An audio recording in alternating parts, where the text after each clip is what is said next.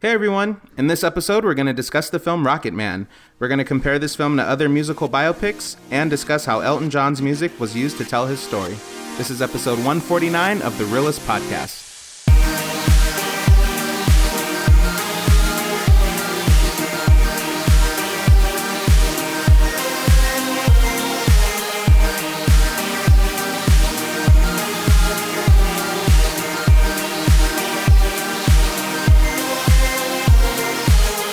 Hello everyone! Welcome to the Reel-ists podcast. I'm Donnie. And I'm Oscar. And we have our producer Ruben here. Hello, Ruben says. Today, whatever time you're listening to us, you're in for a treat. We're going to be covering the film Rocketman, the biopic of Elton John. But before we get started on that, I want to quickly remind you guys that we are on social media, Instagram, Facebook, Twitter, at Team Reel-ists, Team REELISTS, no dash. And you can also leave us a comment on iTunes. You can leave us a comment on YouTube. And you can email us, which is what one of our listeners did. So we want to take this time to thank our listener, Christy, who actually sent us such a nice email, just saying that she, likes our podcast and she heard that we were concluding. But, that was just such a sweet thing to do. So thank you so much, Christy. Yes. We really appreciated that. Thank you, Christy. What we've been asking for 149 episodes to reach out to us, give us comments, give us feedback. And she did it. I mean, other listeners have done it as well, but we've never gotten an email like that. So that was pretty sweet. Thank you so much. What's so funny? No, just I just felt like you were just trying to not to exclude anyone, so then you try to say well, I'm saying we've gotten feedback, but it hasn't always been great feedback, or it was never like that, right? For sure. I wasn't trying to exclude the people that did reach out to us. Oscar, jeez. But anyways, so thank you once again, Christy, and this episode's for you. Hopefully you've seen Rocketman. Hopefully you've seen Rocketman, as you other listeners have. If not, it's all good. Press pause. Go watch the movie. It was pretty good. This is going to be a spoiler discussion. Yeah, we'll break it down for you if you haven't seen it either. That's another option as well. Yeah. So it's always an option. So Oscar, why don't you start us off with some quick thoughts of what you thought of Rocketman? It sounded like I said Rocketman. Rocketman. So Rocketman was completely different than what I thought it was going to be. I thought it was going to be more story of Elton John with the music playing the supporting role to his career, but it was more so of a fantasy of Elton John's life, whether that was I'm assuming it's his approval, given that he had some part of it. He didn't have actual part in producing the movie or any of that kind of regards, but he was aware of it. But so I'm assuming in that kind of respect, he was a producer of it. He was executive producer, I think, right? Yeah. But he didn't have hands-on on I chose this actor, I wanted this to be done. So anyways, so it was kind of one of those things where it was musical mixed with fantasy storytelling, which I didn't have a problem with that, in that sense, it took me out of the element. I think it made it different, and I think that was really awesome to kind of have that just different story, biopic telling. It wasn't the general, you see the ups and downs. You still see these things that happen in his life. Which, it was really eye-opening to know his backstory. I don't listen to his music naturally. I don't go to him and select his songs particularly. I'm aware of some of his songs. I think it was 3 songs that I was aware of. Now a little bit more with this movie, but it was really nice to kind of see a different storytelling to a biopic. It did catch me off guard, so it took a while for me to adjust to it, but I think it was a really interesting way to tell it, because it definitely had a lot of musical elements that were a nice way of telling the story or progressing the story along the way. Absolutely. Ruben, did you see this movie or not? Okay, sorry. I should have asked you that before. I just wasn't sure. Okay, I agree with what you said, Oscar. I definitely thought it was going to be more of a just kind of drama biopic with his music kind of being showcased in different scenes. But yeah, I would say that the biggest surprise was the fact that this was a full-on musical. It was a biopic, but this was a musical. and nobody could argue that it wasn't. And I think that was, they had set like musical numbers too, like dance sequences. It wasn't just like singing or the song being played. It was, yeah, they were done in musical style. Like everyone's dancing and singing together, but you're not fully aware. Like, you know, you just you pretend that that's normal in real life kind of deal. Yes. You know, but it was cool. I dug it, and it was definitely different than what I was going and expecting it to be. You know, with all the surrealism and all the fantasy-like scenes. I knew, because the trailer promoted it as, a fantasy or something. They said something like that in the description of it.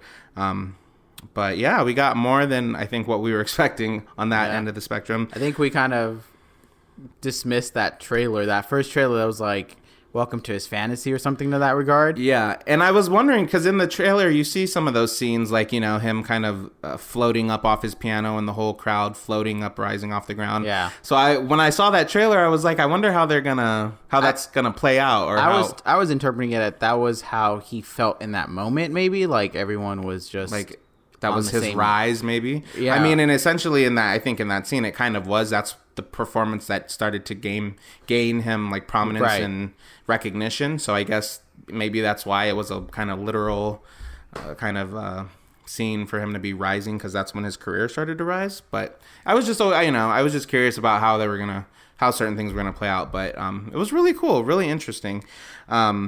Google says an epic musical fantasy about the uncensored human story of Sir Elton John's breakthrough years. He does go by Sir Elton John. Is that just because he's from like from that? Yeah, he's like knighted by the Queen, I think. Oh, okay, that makes sense. Very cool. Yeah, I'm not knighted. Not many people are sirs. Do you? In that regard, Ruben wants to be a knight, but you're knighted to your country, right? So, like, you're a knight of America? We'll do some research on this later. Sir Ruben. I know. Oh, my God. Seriously. So, this movie stars Taron Egerton. I don't know how to say his last name. Egerton? Egerton, I think. I think it's Taron Egerton. Richard Madden, a.k.a. Rob Stark. Long may he reign. Jamie Bell, Bryce Dallas Howard. Those are like the main ones. And then there's some other actors as well, but those were the main ones. So yes, I wanted to mention, obviously, I think for me, and I think Oscar could agree here, probably the biggest, one of the biggest delights of the film, I think, was Taron Egerton's performance and portrayal of Elton John, because he just, I figured, obviously, when this movie was, like, we're seeing the trailer of it, and we recognize him because we've seen him in other films. So, obviously, I'm thinking, like, well, he must be a good enough actor to have landed this role. So, I'm curious to see how well he's going to do in it and in this type of film. And he definitely exceeded my expectations, I would say, because, I mean, it didn't feel like sometimes you can watch a biopic and you feel like you're just watching an actor portraying someone, and other times you really believe imitation. Yeah, and other times you really believe that, like, that's the person. You're kind of like, it's kind of like hidden footage sort of deal. And I got a lot of those moments from his performance and in this film in general. I was really impressed with him. Yeah, and I'm not too sure if it was more so of just the part of the story, how Elton John put on a show, so to speak, and always had different costumes and different looks for his performances. So I don't know if that helped give this image that just took away that this is not an actor. This is more of like an actual performer, so to speak. So I don't know if that contributed to that. But no, yeah, it definitely was really nice to kind of just see a natural blend of him, like, to the point being Elton John and even singing the songs and reproducing them and not like just lip singing. What an amazing freaking voice this guy has. Yeah. Like, I mean, we knew of his voice when he was being the singing gorilla in Zootopia. Sing. Sing. Thank you. But it's pretty cool because he sings "I'm Still Standing" in that movie, and then he also like there's a story that's going on that his mom loves to share, apparently, according to him. That when Taron's mom, or yeah, okay, that when he first did like his like singing performance at a young age, he did an Elton John song. So it's like he always had ties to that, wow, to that artist, which kind of full circle at this point, given that he, you know, got his like big break musical wise with Sing, because that's where he like shine that he can't sing, and he can sing. He can sing. This guy can freaking throw down in the recording booth. Yeah, and even Elton John was approving of it. So I mean, that probably was the biggest compliment, that the person you're imitating is like genuine, like, yeah, you are singing my songs as best as I would want. Yeah, and I think that's one of the biggest things I really loved about this film too, because there's been so many biopics, especially about musicians, and you know, obviously a lot of them are made by the families, so the families choose to use the artist's voice, you know, not the actor portraying them, because they, you know, really want the real life artist to be heard, which is fine and totally understandable. You know, but in this case, it was just, they just so happened to pick a person who could sing just as great, if not at the same level as the artist they were not imitating, they were portraying. So that was pretty cool to see. I was really impressed with that. Oscar, in your quick thoughts, you kind of mentioned how it was very it was very fantasy like, and was that something that, I mean, because I feel like we kind of got a sense of that pretty like much from the jump. Like, yeah. We were like, okay, this is the kind of movie it's going to be. There were a lot of musical numbers. There were a lot of just like, and showy. They occurred in the middle of the scene. So it's like the scene's taking place, and you can just think of the opening scene where he's starting to talk at the therapy session, and then he sees like the younger self, and then the younger self stops singing, and so that's when like the first musical number, like from the jump. So once you realized that this was the kind of movie that we were getting, were you like, okay, cool, let's roll with it? Or were you like, I don't know, I wasn't expecting this? Like, did it distract you, or was it fine and you were just letting yourself just witness it? It wasn't a distraction. It was an adjustment. Just given that I thought we were going to get more the drama story of Elton John's life and how he became who he is and the things he had to go through. So I thought that's what we were going to get. So when the musical numbers and just songs kept coming up every like 10 minutes, it felt like, I didn't take it as any kind of like negative thing. I was just more of, they're going to tell this story in a different way, in a more, you know, I want to say like in memoriam kind of style. Like, they were playing various of his songs that were, it was kind of like a greatest hits album, but like in a movie form, and then right? trying to like make this an extended music video of his like hits. I'm assuming some of them were hits, maybe some of them were just part of his collection, but yeah, then I kind of was like, okay, that's fine, you know. I can see where they're trying to make it, you know, seem like he wrote this song at this age. Maybe he did, maybe he didn't. And that was the other thing that came to it, was it wasn't like I was an expert in his life to be able to be like, that's accurate, that's not accurate.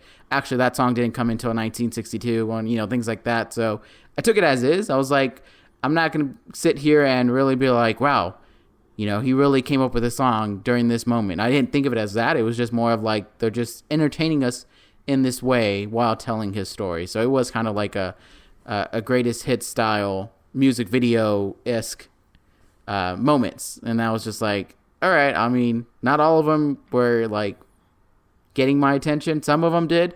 I think it varied on the song, but yeah, it just was that's how I kind of took it. It wasn't a distraction. It took an adjustment to get used to that's what we're going to do with for 2 hours long. Yeah. But I was just like, all right. I mean, and that's the thing to me, that was also more of like, he's still around. So I just felt like there was some kind of approval from him that this is how he wanted this is how he would want the story to be told, with his songs played throughout the movie. So. Absolutely. I mean, I don't know much about Elton John, or Sir Elton John, I should say. But from what I've seen and what I've heard, I do know that he is all about like the drama and the theatrics. You know, I think we saw a lot of it in those kind of like iconic performances where he comes on in full costume and, you know, kind of in character sometimes. So I could totally see him being like this is how I want my story told. This is how we're gonna, show the world like my story and what I went through, and we're gonna do it in this way. Like, so I can dig it, like, and I can appreciate it for sure. And it is cool because he is around. So it's like sometimes you have biopics, musician or not, you just have stories told about people that are no longer here, and it's like you have to kind of get that the content from the people that knew them the best, or spouses, or parents, or siblings, or group members. But it is cool. On one hand, you get it's coming straight from the horse's mouth, but on the other hand, and we kind of talked about this when we were walking out of the theater, you're never quite sure how much of it is really accurate, or because it's coming from one person's perspective, so it's like, was, for instance, like all the drama of his childhood with his mother and his father, and how, it seemed like they were really nasty to him, and his father was very, just kind of like had no emotion and never showed him any kind of love or affection, nothing at first. So it's like, it's kind of one of those questions, like, do you think this is really how it was, or do you think maybe this is how he saw it, but it necessarily could have not been like that? And then you have sometimes too, like the studios are like, oh, we gotta add more drama. We gotta pump the film up. Like, right. Let's add this in there. Maybe his dad did hug him, but maybe they're like, let's add that in there. That'd be good. Like I don't know. Sometimes it's hard because you never know. True. And I think with all biopics, the accuracy probably is always going to be the level of entertainment they're trying to tell you. Because if they're trying to tell you a full-on accurate, story, then it may not be the story that hooks you and makes you want to see it. Because they do have to add that cinema quality to it, right? Something that gets your attention. That journey can he, get over this addiction that he has? In this case, for Elton John, So there's always like that one thing that they kind of have to keep you hooked with. And if it was a little too accurate, there might be a lot of times where it's like, well, we would love to kind of make it seem like this is the story long situation, but he actually didn't have this situation. So it's kind of tough with movies, live or dead, with anyone that they decide to showcase and tell their stories. It's always going to be a question of accuracy, into the degree of like, is this just entertainment accuracy? Is this real life accuracy? Like, there are some that are well documented that you can't really go around, but there are some that's like, like when he walked into the therapy session with everyone sitting around, like that in itself, like, did he actually make that kind of an entrance and really just sit and start talking? And and did everyone really just wait and everyone really just sit there and listen to his whole story? So I mean, I just feel like naturally, if he's Elton John, somebody would have been like, "That's Elton John," right? And let's talk about Elton John. So I could see there would have been more of a reaction. So things like that, where it's like, it's going to be only the perspective of those that were there. Some that are going to actually stay up, but I to me, movies and biopics, if it's not a documentary, the accuracy is always going to have to be taken with a grain of salt. It's always going to have to just be like, this idea or this moment happened, but the details of how it happened may have been dramatized. Exactly. Which, I obviously we get it. It's like you want to, sometimes experiences and stories just aren't that interesting enough for like an audience member to want to sit there and watch, or they'll like lose interest, or they'll be like, okay, like, how much am I supposed to care about this? So it's like, I understand sometimes they got to amp it up, they got to amp up the drama. And not saying that I don't think the drama, the things that he went through were like at least the big chunks of it, like the drug addiction, the sex addiction, the alcoholism, is that the word? Alcoholism, like all that stuff. I'm sure it did happen, but like you were saying, specific scenes and how certain things played out might have been amped up a little bit or skewed slightly. Like, I think like the ones that you couldn't really, and to some degree, because they still do it, like the performances. I'm sure there's some kind of archive footage of his performance. They kind of show photos at the end of the movie, so there's some proof of like, he can't be like, I was wearing a pink dress, and it's like, well, there is no photos here that you were in a pink dress. So things like that. There was some validation at the end, with some of the footage. Which I was hoping that was like, please, I hope they incorporate that. That's always, I feel like that's a must, honestly. Like, and every great biopic, like, has done it. Like, What's Love Got to Do with It? At the end, they had the real Tina Turner performance. At the end of Selena, they had all the, little snippets and photos of Selena. La Bamba doesn't. La Bamba does not. Sad. That is sad. One exception. You know what? I don't really remember La Bamba too much. I haven't even seen it. Right in the episode. I saw it in Spanish class, but it's so good. You need to watch it. Okay, I'll take another watch to it. Definitely. Have you seen the Temptations biopic? Probably. Don't lie, you ain't seen the Temptations biopic. Lifetime or something. Yeah, it was. Okay, you're right. Very good. But yeah, I mean, that's just to name a few other biopics that do that. I was grateful that this one did too. And the ending, not to like jump to the ending, but like, it's like, man, it was, we probably had like 20 minutes left in the film. And we just knew that because we knew how long the film was. So, Oscar and I turned to each other and we're like, is this going to like end on a bad note? Because like, it kept getting like darker and darker and more tragic and more tragic. And like by 15 minutes, I'm like, there's no way they can put like a totally positive spin on this in like 15 minutes. But they kind of did, I'd say. It felt a little rushed, I'll admit, but I mean, it's better than ending it on a bad note. But I mean, did you feel like it was rushed, Oscar? I felt like it was like they were like tragedy, tragedy, tragedy, tragedy. Well, no, that's unfair. I'll say it was like early beginnings, humble beginnings, rise to fame. That was like I feel like that the early beginnings and the rise was like the first act. You said the first act? Essentially. Yeah, I mean, I felt like it was like the first half, really. And then we just kind of like zoomed through the career. Like all of a sudden he was like number one, biggest artist in, the world. And then it's like, and then a lot of it, that second to going into the third act, I guess, was all just like about his, addictions and everything that he was struggling with. And I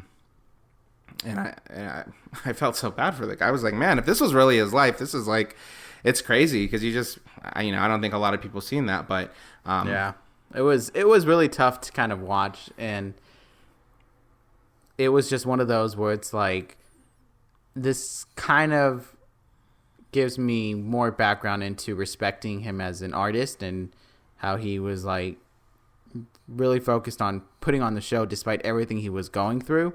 Like when it came down to like, that showtime, he would like put it all away temporarily to at least give the audience the performance that they want to see and what they're paying for. So it was like, wow, this guy really was going through a lot, but he knew what his fans wanted to see and did not make them miss out. Maybe based off what it looked like a little bit towards the end where he was like almost skipping shows. I don't know if he ever did skip a show or never showed up, but it only seemed like he had skipped that one when he went to the therapy session, right? That like the Madison Square Garden one. I think that's where it was. Yes. Yeah. But yeah, a lot of respect for the artist. Yeah, and I feel like that. I mean, I don't mean to keep like bringing up other biopics, but like that was, kind of it's making me think of like the Jackson 5 biopic where it's like, all those kids were essentially, from what the story told us, like they were like, being forced into entertainment and getting beat by their, father every time they missed a step or, all this stuff that was going on behind closed doors. But then it's like they show up and it's like, we got to perform. Like, it doesn't matter what's going on. Or like, what's love got to do with it? Like Tina Turner was getting beat by her husband, and like, right before a show or whatever. And then, but she'd go on stage and just kill it. It's like, something, it's admirable the way people can, specifically performing artists, how they can, or any, I guess, performer. It's like when you're going through such adversity, but. And then as a fan, then you also feel bad because you're not thinking about their personal life. You're just thinking, I want to see you sing. You're like, you're thinking, I paid all this money and I came all this way. Right. And I want to see you perform and sing. I feel like maybe with social media now, there's more of a sense of communication where the artist can kind of be like, hey, my head's not in the game right now. I'm not going to be performing. I feel like there's a little bit more of that opportunity for artists to do that than was before. Because before it had to go through like the newspapers and all that kind of stuff to find out any gossip or any drama. And now it's like things get more exposed. Or maybe, I don't know, maybe there's some extent where some artists can just be like, I need to pull away from performing or writing songs or making a movie or whatever your artwork is. So yeah, maybe. I gotcha. So we'll see. We'll see in the next 20 years what movies now about like these artists now that we listen to. I know, right? The Shawn Mendes story, Adele, like. If her movie is like the year she is when that it's movie called 21. It'll just be called 21, and I'll love every bit of it. She's gonna be like 65. Unless I know some insight, so you know, certain things. I'm like, no, that did not happen. You're lying. You're making up stories. I really want to know if people that have been huge fans of Elton John, if what they were able to be like, oh yeah, I've heard about that story. I actually didn't know about that. I didn't know the extent of that. I thought it was always something like minor. I almost dropped my phone. I'm always interested about the people that are portrayed in the biopic, like that are still alive and still around, and I always wonder like what they like if they've seen the movie, because some people are like, I'm not seeing that movie, like I know I'm in it, my character's in it, I'm not gonna pay attention to that. But other people, like when they see it, do they go, yeah, I did do that, or did they confess, or that's complete not, and I'm not saying like going on record to say it or not. I'm just saying like I wonder what they're thinking. For instance, like I don't know if Elton John's parents are still alive. Probably not. I think they'd be pretty old, but who knows. But like if they were to see this, would they be like, yeah, I wasn't the best mother or father, or the guy that he was his manager, the Rob Stark. Like, you know, if he saw this and went, this is, you know, completely BS. Like, he's making me seem like I'm a villain. I never did that. I never hit him the way they portrayed it in the movie. You know, that kind of deal. I'm just always curious to thinking about those kind of things. But it is what it is. I was reading about this, you know, just reading reviews and stuff and like on Twitter and stuff. And a lot of people were kind of making the comparison to Bohemian Rhapsody, which, I mean, completely different movies, but I mean, kind of centered around the same focal point, I'd say, to iconic musicians, to gay musicians, you know, and kind of both led these kind of turbulent lifestyles and got, you know, involved with the wrong crowds and with the drugs and the alcohol and the sex and the, you know, the scandal. So I could see why people are drawing the comparisons. Although Bohemian Rhapsody was totally more, I'd say, like definitely more a biopic, like a drama biopic, and it showcased Freddie Mercury's music, where this one, I'd say, was definitely more so a musical and very fantasy-like. I could see this kind of Rocketman becoming, to some extent, a Broadway. I could see that to some degree. Yeah, absolutely. I totally could. I'm envisioning it right now. I mean, all the musical, but you got tons of music. Yeah. And I mean, you know, there was a ton of choreography. Obviously with variations to it, maybe a shortened version of it. But yeah, just saying that like intermission could be like that fast forward essentially, right? But I could see it. So yeah, like Bohemian Rhapsody is like is a movie, and yeah, like Rocketman is more of a musical. Rocketman is more of an experience, I'd say. I can see that. Did you, after seeing this one, I know we just saw it not too long ago, and you maybe got to let it sit a little more, but which one would you lean more towards? Which one do you see yourself like watching again? You're at home and you're like, I want to watch a good biopic, and those two are in front of you. I mean, I feel like I have to go based off of just my personal interest in the songs, and I feel like Bohemian Rhapsody has a little bit more songs that I would want to listen to. I feel like then that would be why I go listen to it again. But it's like if I'm going performance based, then I would see Rocketman, because I really feel like the performance for that was just well done. So it's kind of tough. I mean, I feel like ultimately, I'd be like what you're in the mood for. I would say if I'm gonna assume here that most people would watch it, a musical movie, anything that involves an artist or a musician would go because of the music. So I would say Bohemian Rhapsody, but just for the music. But movie wise, possibly more so, a little bit more so on Rocketman, just a little, but the advantage is the music. So yeah, Bohemian Rhapsody would be probably my choice. I'd say if I wanted to sit down and like watch a drama and like really just be emotionally moved. Not that this one did move me, but I'd say like if Bohemian Rhapsody gave me a little more drama, I guess, a little more seriousness in tone.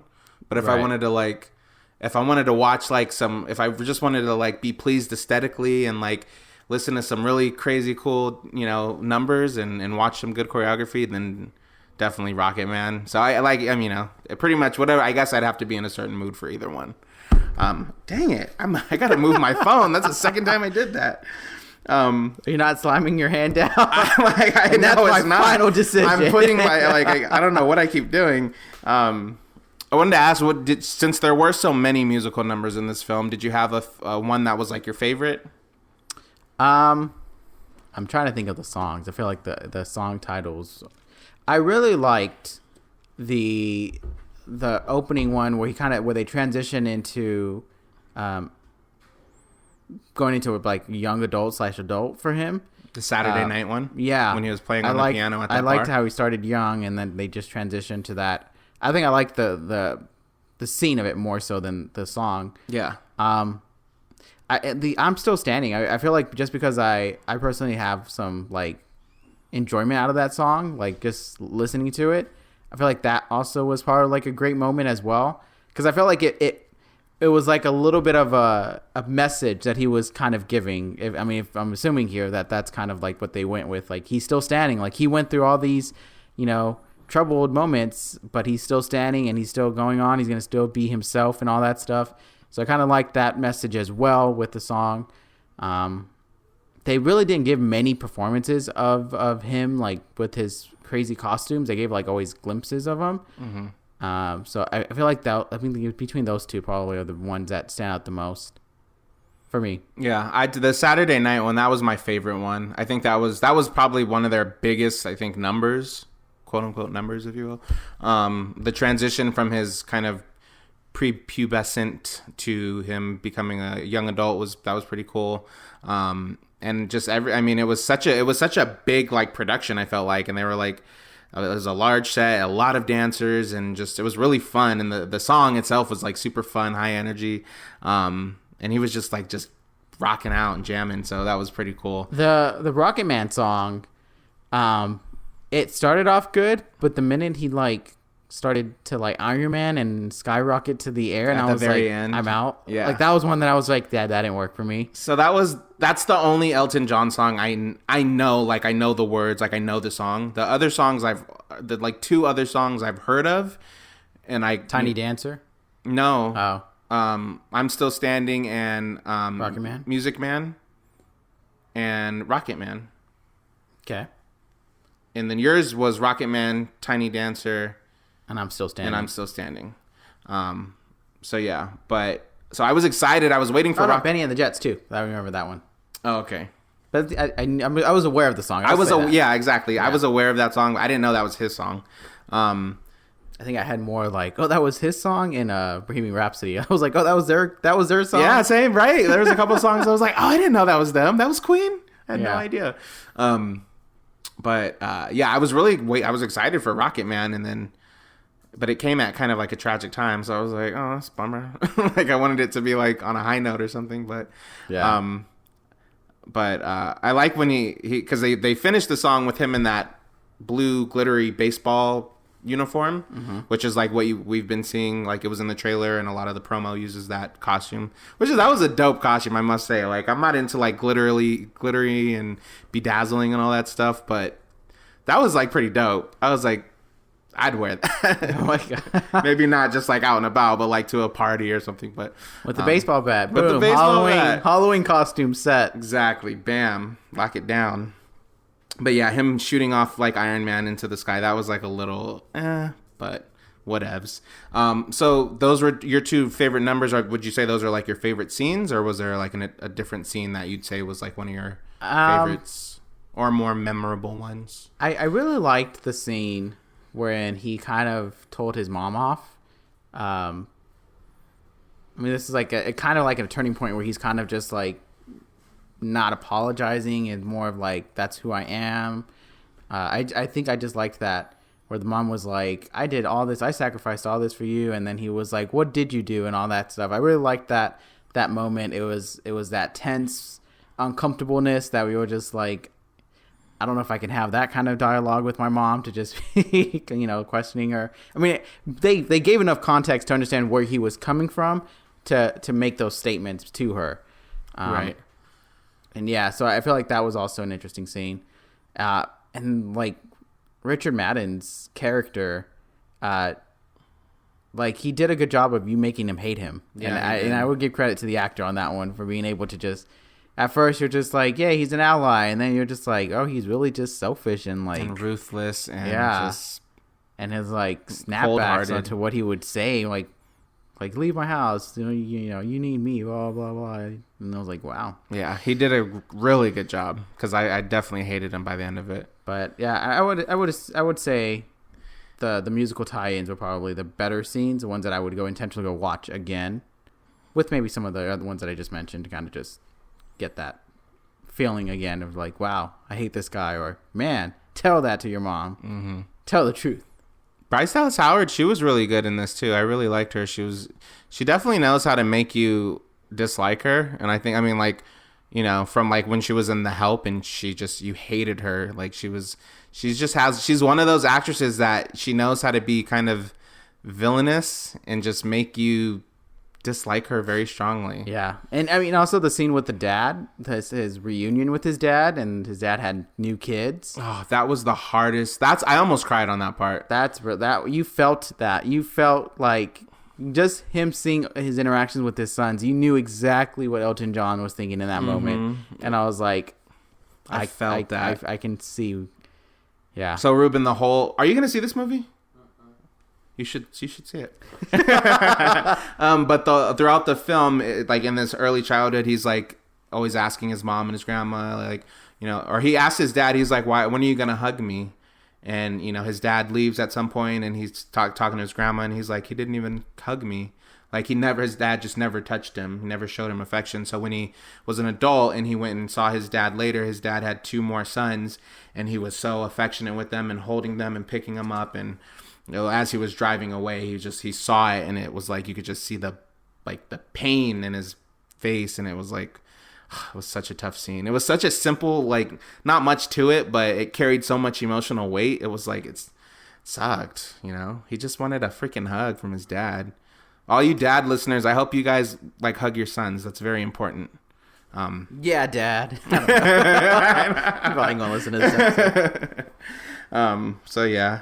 That was one of the hardest scenes to watch, but like in a weird way, one of my favorite scenes, I guess. Right. So very they delivered it very well. The performances, the scene setting, like you just felt it without them even bringing it up. It wasn't. It was never brought up of like, so you couldn't give me a hug, but it was. Like, they didn't have to say it. Like they just we picked up on it. It was right there. Well, Oscar.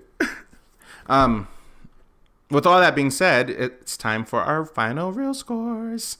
So what are you going to give Rocketman? I'm going to give it a 3.5. I think the story was very interesting to kind of see and experience it, given that I was being introduced in a sense to Elton John, more direct than anything I've ever done. I mean, like I was aware of like little things he's done here and there, a song with like, Can You Feel the Love Tonight, and those kinds of things. Did he do Tarzan too? I don't know if he did Tarzan, but things like that I was aware of his, I'm aware of who he is, but I never listened to him directly and kind of know who he was as a person or an artist. So this was a nice introduction to it. Not even taking it like, I'm not taking every detail to heart to kind of be like, so he actually had bad parents or anything. Maybe they were bad, but maybe they weren't that bad. Who knows? But yeah, I feel like a little too much on the musicals and taking away from the storytelling to kind of put on a spectacle. And I think some moments that would have tied to really, well to his emotions made sense. A lot of times I felt like they were just going back to like a spectacle just for spectacle, because it's a movie. Why not? Like to me, one of the ones that I was like, do we need to do all of this? Was when he was like almost committing suicide when he decided to fall into the pool, and he went all the way to the bottom, and then he started singing. I was like, are you like, I don't need you to sing right now. Like this is not a time to sing. Like, so it was like that kind of things like that where I was just like, it's not working for me.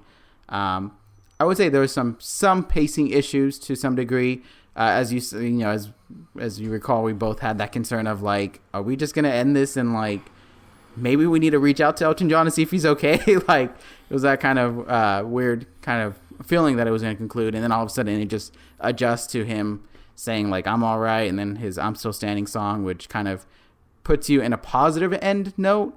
But at the same time, you're still more of like, we still need to check in on you. Yeah. But then again, they give you the end credits, 28 years sober, blah, blah, blah. And they gave you the positive stuff. Yeah. But I feel like that's not a fitting ending because we didn't feel like he was going towards that. We just felt like we left him on a very early note. So, yeah, 3.5 is my score. Okay. I'm right there with you. At 3.5 for me as well. I thought it was a very, very interesting film, and I love the what am I trying to say? I was going to say like the chances they took. It seemed like it was kind of fearless, and it was like, you know, this is the vision they had for it, and they were sticking to the vision that they had for it. You know, like it might seem a little crazy or a little wacky or outlandish, but this is what we want. This is what we're going to do. So I like that approach to it. You know, the acting, I think across the cast was great. Everybody, I think, gave strong performances. You know, the musical numbers were really big and grand, and there was a lot of them. There was a plethora of them.